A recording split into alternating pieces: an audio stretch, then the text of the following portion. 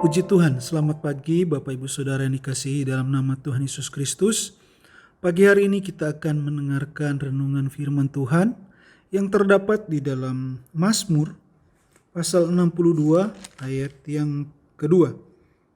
Katakan, hanya dekat Allah saja aku tenang, daripadanya lah keselamatanku. Nah, puji Tuhan Bapak Ibu Saudara, tema kita pada pagi hari ini adalah tenang dekat Allah. Nah, dikatakan hanya dekat Allah saja aku tenang, itu berarti tidak ada jalan yang lain jika kita hendak mencari ketenangan, yaitu hanya mendekat kepada Tuhan kita mendapat ketenangan.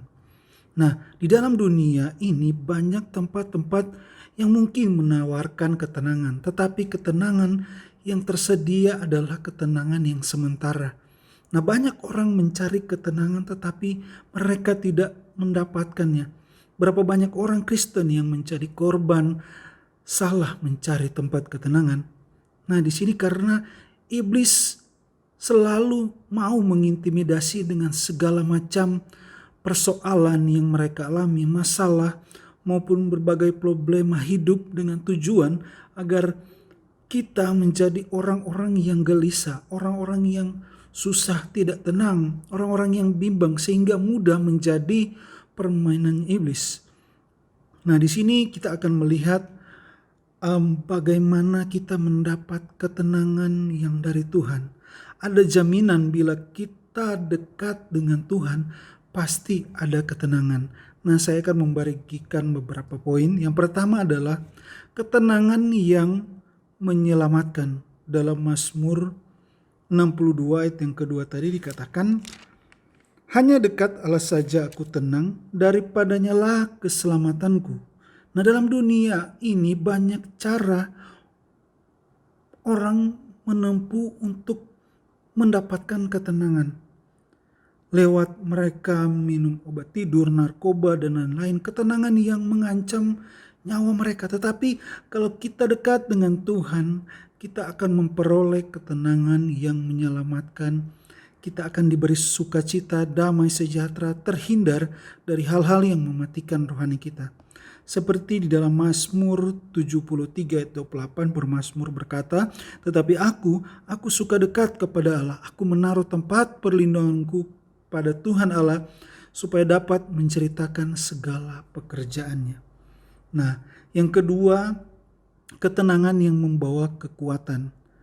Dalam Mazmur 62 tadi ayat yang ketiga dikatakan, hanya dialah gunung batuku dan keselamatanku, kota bentengku, aku tidak akan goyah. Nah, ketenangan yang dari Allah adalah kekuatan yang membuat kita tidak akan menjadi goyah. Di dalam 2 Korintus 4 ayat 6 yang sampai yang ke-9, kalau kita baca di sana, situ Allah yang berfirman, dari dalam gelap terbitlah terang. Kemudian ayat tersebut berbicara tentang ketenangan batin, dan ketenangan dari Tuhan membangkitkan kekuatan dalam diri kita untuk sanggup menghadapi gelombang masalah hidup ini. Dan di dalam 2 Korintus 4 ayat yang ke-16, 2 Korintus 4 ayat 16 sampai 18 dikatakan, sebab itu kami tidak tawar hati, tetapi meskipun manusia lahiriah kami semakin merosot, namun manusia batinnya kami dibaharui dari sehari ke sehari.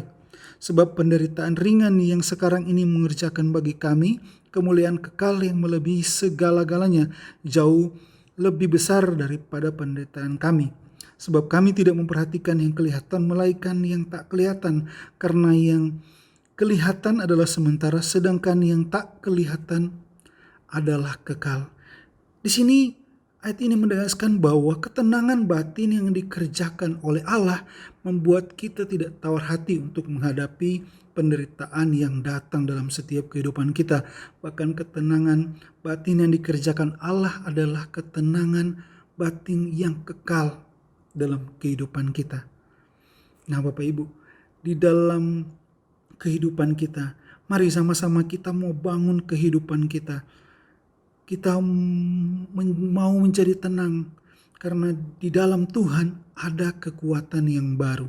Nah, yang ketiga adalah ketenangan yang memberi pengharapan. Dalam Mazmur 62 tadi, ayat yang ke-6 dikatakan, Mazmur 62 ayat yang ke-6, firman Tuhan, hanya pada Allah saja kiranya aku tenang, sebab daripadanya lah harapanku. Meski menghadapi banyak kesulitan hidup, di sini kita melihat Raja Daud tetap tenang. Ia dekat dengan Tuhan, akibatnya ia selalu hidup berpengharapan di dalam Tuhan. Nah, seperti kalau kita melihat di dalam 1 Samuel 30, di situ ketika keluarga Daud dibawa lari oleh bangsa kafir, Siklak sebagai tempat tinggalnya dibakar oleh mereka. Tetapi Daud tetap tenang dan Tuhan tetap memberi pengharapan bahwa keluarganya pasti kembali. Ternyata pengharapan Daud itu menjadi kenyataan. Nah, dalam menghadapi musuh, dalam menghadapi masalah, kita perlu namanya tenang.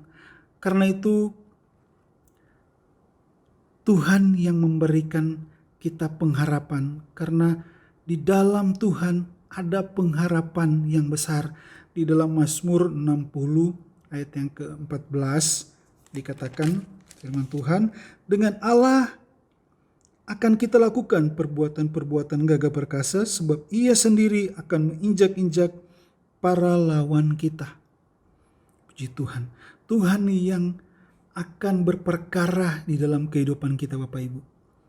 Biarlah pagi hari ini kita tetap terus berpengharapan di dalam Tuhan. Kita terus berharap dalam setiap masalah yang kita alami, kita percaya Tuhan yang berperkara dalam setiap kehidupan kita. Tuhan yang akan membela setiap kehidupan kita. Nah, yang keempat adalah ketenangan yang membangun iman. Dalam Mazmur pasal 62 ayat yang ke-9 dikatakan firman Tuhan, percayalah kepadanya setiap waktu, hai umat, curahkanlah isi hatimu di hadapannya. Allah ialah tempat perlindungan kita. Selah. Dikatakan firman Tuhan, percayalah kepadanya setiap waktu. Di sini dikatakan kita harus percaya kepada Tuhan setiap waktu, dalam keadaan apapun. Kalau kita mendekat kepada Tuhan, kita akan mendapat ketenangan yang membangun iman kita. Kita tenang dan iman kita menjadi kuat. Di sini waktu Absalom hendak mengkudeta Daud, Daud tetap tenang dan imannya tetap kuat. Mengapa? Karena ia hidup dekat dengan Tuhan. Ketika Raja Saul hendak membunuh Daud, di sini Daud tetap tenang dan imannya tetap kuat di dalam Tuhan. Nah, di dalam Matius 11 ayat 28 dan 29 dikatakan, marilah kepadaku semua yang letih lesu dan berbeban berat, aku akan memberi kelegaan kepadamu. Pikulah kuk yang kupasang dan belajarlah padaku, karena aku lemah lembut dan rendah hati, dan jiwamu akan mendapat ketenangan. Puji Tuhan Bapak Ibu, marilah datang kepada Tuhan dan terimalah ketenangan sejati daripada Tuhan. Puji Tuhan. Mari kita berdoa. Bapa di dalam surga, kami bersyukur buat pagi hari ini. Kami percaya ketika kami hidup dekat dengan Engkau Tuhan, kami akan mendapat ketenangan di tengah-tengah badai yang kami alami, masalah-masalah yang kami alami. Kami percaya Engkau yang bekerja, kami mempunyai Allah yang besar yang sanggup melakukan perkara yang hebat dalam setiap kehidupan kami. Puji Tuhan, kami bersyukur buat firman-Mu ini. Biarlah Roh Kudus terus bekerja dalam setiap kehidupan kami. Kami bersyukur, kami alaskan doa kami di dalam nama Tuhan Yesus Kristus. Haleluya. Amin.